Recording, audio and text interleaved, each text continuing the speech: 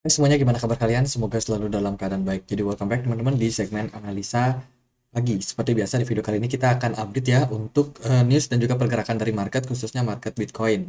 Teman-teman, hari ini hari Senin tanggal 5 Juni kita akan coba untuk lihat.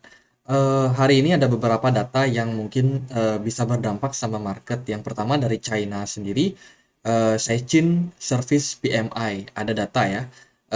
Kemudian ada Chinese Composite PMI juga dari China. Terus ada data core inflation untuk Indonesia saat ini.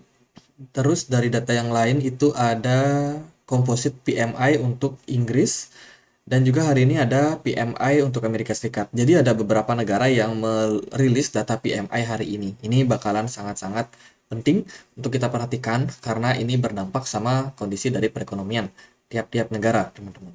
Jadi itu news hari ini. Kita akan lihat lagi dari beberapa news yang udah di sharing di Twitter ya. Ini datangnya dari Glassnode, teman-teman. Aku dapat datanya Glassnode. Kalau kita perhatikan di sini ada tren akumulasi ya, dikotomi yang menarik di seluruh Bitcoin. Skor tren akumulasi tetap ada karena Paus yang memiliki aset sekitar 10.000 Bitcoin di wallet mereka itu terus akumulasi secara agresif. Sementara semua cohort utama lainnya mengalami distribusi yang hebat. Jadi whales-nya intinya sedang melakukan akumulasi disimbolkan dengan warna merah ini, teman-teman. Jadi yang warna merah ini menunjukkan bahwa kepemilikan eh, eh, Bitcoin dengan jumlah besar di setiap wallet ya, itu terus meningkat. Itu terjadi waktu September 2022 sampai saat ini itu masih dalam tren yang bagus. Sementara itu, kalau kita perhatikan dari segi retailnya mungkin atau spekulan itu justru melakukan distribusi barang untuk posisi sekarang ini. Ini adalah sinyal bahwa in the long run Bitcoin udah bakalan masuk ke fase-fase bullishnya ke depan. Jadi teman-teman udah pada beli kripto belum atau masih wait and see. Nah, ini juga data berikutnya dari Glassnode, teman-teman. Ini adalah pertukaran di seluruh aset utama tetap mendekati siklus terendah. Jadi kalau kita perhatikan saat ini posisi daripada Bitcoin sudah masuk ke siklus terendahnya. Itu diwakili dengan mengenanya dia di garis yang hitam ini, teman-teman. Jadi garis hitam ini menunjukkan bahwa posisi daripada Bitcoin saat ini diperdagangkan di volume-volume terendah. Dan teman-teman kalau kalian perhatikan apa yang terjadi ketika Bitcoin sudah mencapai level tersebut, ya itu kemungkinannya dia akan kembali menguat lagi.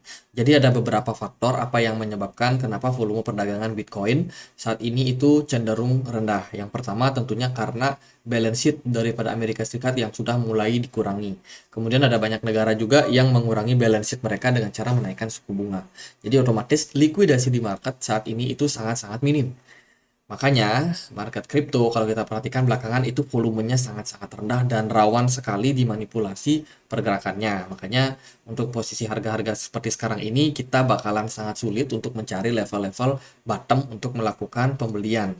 Kalau kita dapat ya itu keren teman-teman. Tapi kalau kita mau mencari harga bottom, biasanya itu nggak akan berlangsung lama ya. Bottomnya cuma nyentuh terus dia akan pullback lagi karena memang dari volumenya itu cenderung kecil dan market itu cenderung lebih gampang buat digerakkan untuk posisi-posisi sekarang. Makanya kalau menurut saya buat teman-teman yang mau melakukan akumulasi itu paling bagus sih untuk melakukan DCA. Itu cara yang udah paling aman buat sekarang ini, teman-teman. Jadi kita tunggu fase peaknya dia Bitcoin ya. Sementara sih dia berada dalam under 1,8 billion atau 1,8 miliar US dollar untuk volume perdagangannya. Jadi termasuk fase-fase terendah lah buat sekarang. Terus ada berita lain ini dari Dogecoin Investor ya. Ini melayangkan gugatan untuk Elon Musk karena diduga Elon Musk menjadi insider trading.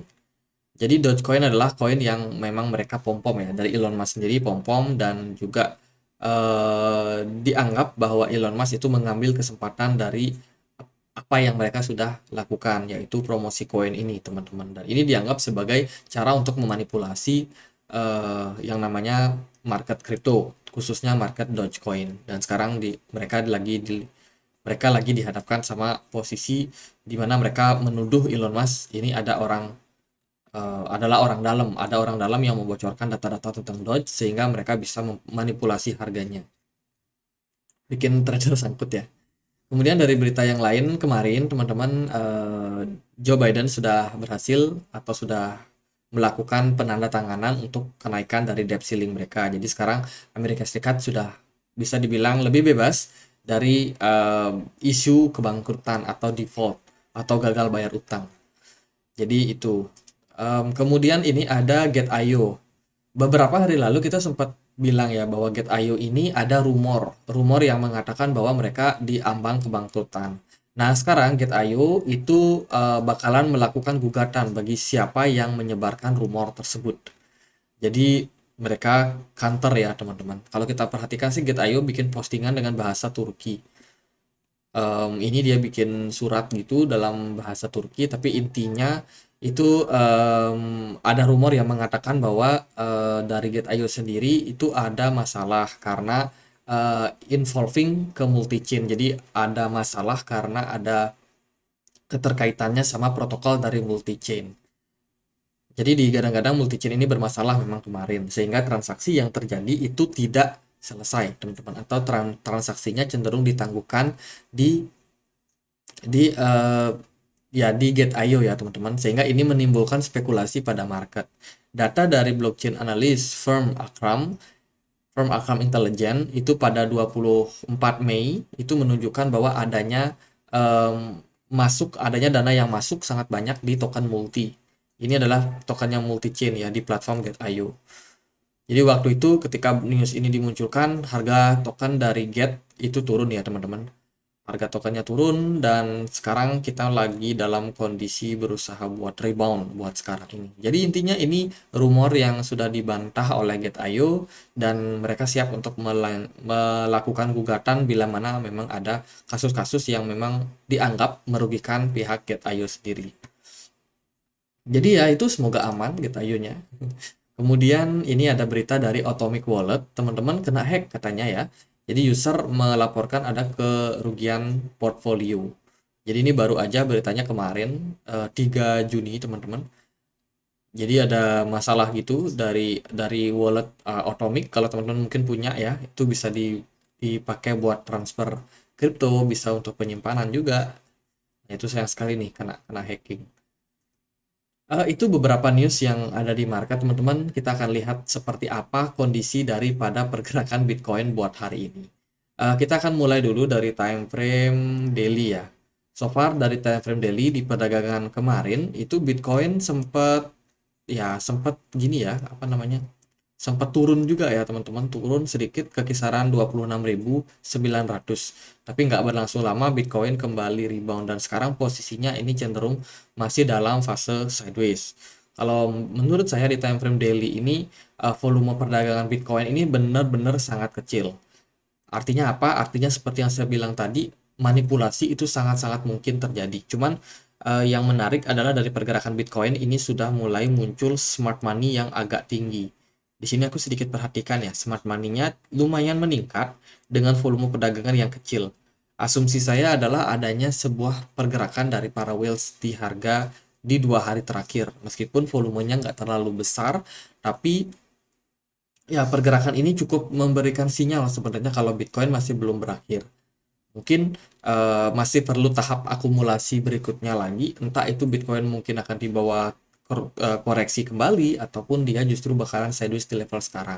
Tapi intinya adalah data dari Glassnode ini menurut saya cukup make sense sama data daripada volume smart money yang kita tampilkan di sini, teman-teman. Jadi ada pergerakan memang. Kemudian jika kita lihat dari time frame yang lebih kecil, posisi pergerakan Bitcoin kita udah sempat bahas juga di perdagangan kemarin. Ya Bitcoin ada kecenderungan teman-teman bergerak di dalam sebuah ini ya. Sorry, ini time frame berapa? Oh, ini time frame 4 jam. Kalau dari time frame 4 jam sih so far pergerakan Bitcoin masih cenderung kelihatan sideways aja. Di range antara 27.500 sampai dengan 25.900. Jadi tektokan. Nah, sekarang yang jadi concern saya adalah apakah Bitcoin bakalan berpeluang kembali menuju 25.000. Mengingat dia belum ngetes sama sekali level support tersebut, teman-teman. Jadi kalau iya, maka akan ada kemungkinan fase daripada akumulasi di sini bisa cepat selesai, teman-teman. Jadi menurut saya sekarang Bitcoin lagi dalam fase ABC corrective pattern dengan target yaitu kalau Bitcoin bisa untuk kembali menguat, teman-teman, naik ke atas dari 27.600, itu merupakan sinyal yang cukup bagus buat Bitcoin. Kemungkinan corrective wave-nya udah berakhir di sini. Wave C-nya udah berakhir, teman-teman, di kisaran 25.900. Tapi kalau misalkan Bitcoin memang masih belum clear sampai di sana, ya kemungkinan turun lagi ke 25.000 masih cukup terbuka. Itu yang saya lihat, karena saya melihat juga dari segi volume smart money serta dari data ekonomi yang kita masih belum tahu semuanya, terutama data inflasi, teman-teman. Kenapa? Karena 15 Juni nanti The Fed kan bakal ngumumin suku bunga tuh, apakah naikin atau pause. Masalahnya adalah kita belum dapat data CPI dan juga PPI yang kedepannya kemungkinan akan rilis di minggu depan. Maka dari itu untuk posisi-posisi sekarang menurut saya sangat-sangat rawan sih buat Bitcoin. Apakah dia bakal naik atau enggak? Kemungkinan besar bakalan sideways aja dulu. Jadi pertimbangan saya itu karena masih melihat seperti apa data CPI, data PPI, data inflasi lah intinya, teman-teman. Nah, sekarang posisi Bitcoin itu lagi dalam corrective pattern. Untuk next target tentunya adalah running ke wave 3-nya sebagai impulsive wave, dan itu masih sangat-sangat jauh. Untuk sekarang sih saya melihat jangka pendek ya, pergerakan dari Bitcoin masih cenderung ya gampang dimanipulasi lah. Nah, sekarang kalau kita perhatikan dari volume dari time frame yang lebih kecil, teman-teman, pergerakan Bitcoin kemarin kita udah bahas, dia ada kecenderungan membentuk sebuah rising wedge di sini ya. Dan so far sudah di breakdown dan pergerakan Bitcoin ternyata agaknya impulsif. Cuman karena volumenya cenderung masih kecil dan juga smart money-nya masih kecil, ini masih saya ragukan kalau Bitcoin bakalan menguat. Ekspektasinya sih Bitcoin kembali dalam tahap koreksi. Nah, kalau kita perhatikan di time frame kecil di sini udah mulai ada tanda-tanda sebuah double top ya. Tapi ini belum confirm, tapi ada kecenderungan double top. Kemungkinan memang Bitcoin berpeluang buat koreksi itu masih ada untuk sekarang ini. Jadi buat teman-teman yang belum serok barang, mungkin teman-teman mau nunggu wait and see dulu, ya bisa tunggu di area-area seperti di sini, teman-teman. Di kisaran 26.600 itu level yang cukup menarik buat diperhatikan. Apalagi kalau dia bisa turun sampai ke 25.000. Tapi pada intinya adalah kita nggak bisa untuk memprediksi harga secara akurat. Yang paling kita bisa lihat adalah sebuah kemungkinan saja, teman-teman. Tergantung sekarang bagaimana kalian mengeksekusinya. Tapi kalau kita compare dia misalkan sama pergerakan dari DXY, so far DXY udah mulai menunjukkan tanda-tanda penurunan setelah daripada konsensus The Fed itu kebanyakan pada yakin bahwa mereka akan pause di bulan ini, di bulan Juni, teman-teman. Ini tentunya memberikan tekanan juga untuk DXY yang sebelumnya sudah menguat, teman-teman. Tapi itu tadi saya masih belum terlalu gimana-gimana untuk posisi sekarang. Yang paling penting adalah untuk melihat data. Karena Jerome Powell juga melihat data, teman-teman. Jadi takutnya supaya tidak terlalu berspekulasi Bitcoin bakal naik atau gimana, ya palingnya kita lihat dulu data inflasi. Karena itu cukup menentukan kemana pergerakan dari arah Bitcoin serta US dollar ke depannya. Ini ya, BTC dominance-nya terus mengalami penurunan, teman-teman. Jadi kalaupun andai kata Bitcoin mengalami fase sideways ataupun penurunan, maka altcoin biasanya akan mendapatkan trigger yang cukup positif. Udah beberapa altcoin mulai hijau lagi nih. Contohnya ada Hobby Token, kemudian Solana juga masih hijau. Terus juga ada XRP yang menguat, teman-teman, belakangan bahkan udah mencapai level resistance. Jadi ini adalah efek-efek yang ditimbulkan karena BTC dominance-nya mengalami penurunan. Dan so far menurut saya sih Bitcoin bakalan sideways aja ya di antara range 27.500 dan 25.900. Ya semoga bisa koreksi dulu lah ke area-area tersebut, teman-teman. Oke, gitu aja. Semoga videonya bisa bermanfaat. Dan kalau ada pertanyaan lain, ada poin lain buat dibahas, teman-teman boleh tulis di kolom komentar. Sekian aja, teman-teman. Akhir kata saya Andre. Makasih.